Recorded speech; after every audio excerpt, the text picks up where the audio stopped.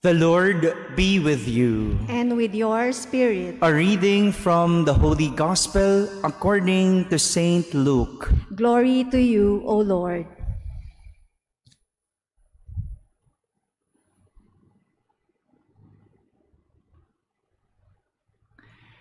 Jesus came to Nazareth, where he had grown up, and went according to his custom into the synagogue on the Sabbath day. He stood up to read, and what was handed a scroll of the prophet Isaiah.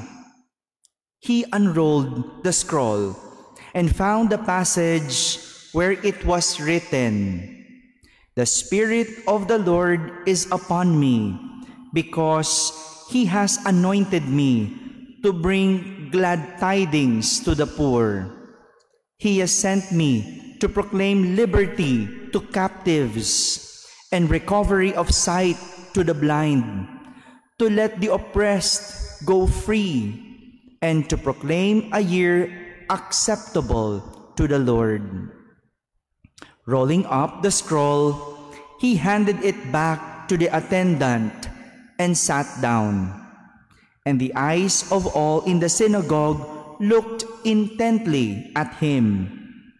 He said to them, "Today, this scripture passage is fulfilled in your hearing." And all spoke highly of him and were amazed at the gracious words that came from his mouth. They also asked, "Is this not the son of Joseph?" He said to them, "Surely you will quote me this proverb, 'Physician, cure yourself,' and say, 'Do here in your native place the things that we heard were done in Capernaum.'" And he said, "Amen, I say to you, no prophet is accepted in his own native place. Indeed, I tell you, there were many widows in Israel in the days of Elijah, when the sky was closed for 3.5 years, and a severe famine spread over the entire land. It was to none of these that Elijah was sent, but only to a widow in Zarephath, in the land of Sidon. Again, there were many lepers in Israel during the time of Elisha the prophet. Yet, not one of them was cleansed, but only Naaman the Syrian. When the people in the synagogue heard this, they were all filled with fury. They rose up, drove him out of the town, and led him to the brow of the hill on which their town had been built, to hurl him down headlong. But he passed through the midst of them and went away. My friends, the Gospel of the Lord. Praise to you, Lord Jesus Christ. Please be seated. Good afternoon, my dear brothers and sisters. We heard today a very angry crowd. Angry, who dismissed Jesus from the temple after preaching the word of God to all. They were raging in anger, galit na galit, to a point that they sent Jesus out of the temple and even led him to the hill to push him down. I cannot imagine how much anger they feel towards Jesus. Pwede natin sabihin, galit na galit. Galit na galit yung mga tao para magawa nilang patayin si Jesus nang dahil lang sa kanyang pangangaral. Sinasabi kasi ni Jesus, tinutukoy niya ang kanyang sarili bilang magpapalaya sa mga bulag. Siya din daw ang magpapanumbalik ng kanilang mga paningin. Siya yung magbibigay ng kaluwagan sa mga sinisiil o nahihirapan. Siya daw yung magpapahayag ng pagliligtas na gagawin ng Panginoon. Lahat yon hindi nagustuhan ng mga tao.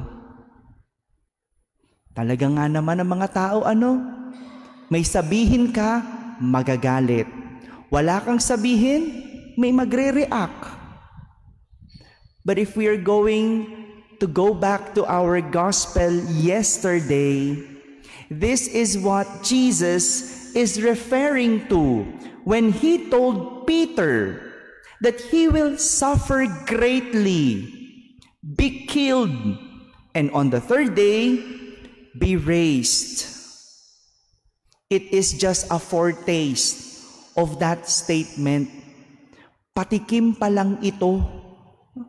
Patikim ito nung sinasabi ni Jesus kahapon kay Pedro na siya'y uusigin, ipapapatay, at muling mabubuhay. Sigurado, kung andun lang si Pedro, dun sa nangyari sa gospel ngayon, malamang sasabihin ni Jesus sa kanya, o diba, sinabi ko na sa'yo, nakita mo na ang reaksyon ng mga tao, kahapon, sinabi mo, hindi pwedeng mangyari. Tingnan mo ngayon, nangyayari na. Kahapon kasi, ayaw ni Pedro mangyari ang lahat ng yon kay Jesus. Hindi niya mapaniwalaan. Pero ngayon, nangyayari na. Galit na galit ang mga tao sa kanya. Look at what anger can do to people. Sometimes, we do not realize that anger can paralyze our minds. Dahil sa galit, nawawala tayo sa tamang pag-iisip. Nawawala tayo sa tamang katwiran. Kamakailan lang, nakita natin kung paano tinutukan ng baril ang isang lalaki nang dahil lang sa galit. Have you heard that news? Ang pinagmulan, kainitan sa kalsada. O kaya, ito, sigurado ko, alam nyo rin ito. Madaming Pilipino ang nagpahayag ng kanilang galit sa isang coach ng basketball. Yung mga salitang binitiwan, grabe kung siraan yung pagkatao ng coach. Ang masakit, pati pamilya nadadamay na. Ang dahilan, basketball. Grabe, no? Grabe ang magawa ng galit. Grabe ang nagagawa ng galit. And you know, this is not far from our own anger. Whenever we do not get what we want from God, hindi ba tayo rin nakakapagsalita ng hindi maganda sa Diyos nang dahil sa galit o inis? Kapag hindi dinidinig ang ating mga dasal, hindi ba tayo rin makapagtampo sa Diyos kung makapanumbat sa Diyos? My dear brothers and sisters, today we reflect on the way we get angry, on our own anger issues. Today we remember Saint Joseph, the husband of Mary. Si San Jose, nang malaman niya na buntis si Maria, ang babaeng pakakasalan niya, supposedly, pwedeng magalit. Nakakagalit. He has all the right to get angry. But Saint Joseph chose not to be angry. Nagtimpi. Anong ginawa ni San Jose? Itinulog niya. Nagtimpi siya. Itinulog niya yung galit. No? Pwede niyang sugurin si Maria. Pwede niyang pagsasampal-sampalin, no? 'Di ba? Ganyan yung mga eksena sa atin ngayon kapag nalamang may buntis. Lalo na kung pakakasalan mo, no? Pwedeng magalit. But Saint Joseph chose not to. But instead, he contained his anger.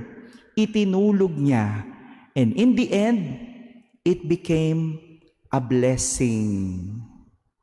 Siguro, kung nagtitimpi lang tayo sa ating mga galit, sa huli, magiging biyaya pa iyon.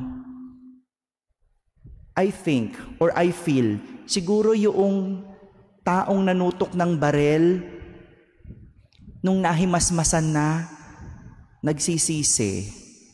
Siguro kung nagtimpi ng galit, no, wala sigurong demandahang nangyari. Wala sigurong kahihiyan. No? Wala sigurong video. No? Look at how anger can become a curse. How anger ruins other people, our family, our relationship, friendship, and most especially, how anger ruins ourselves.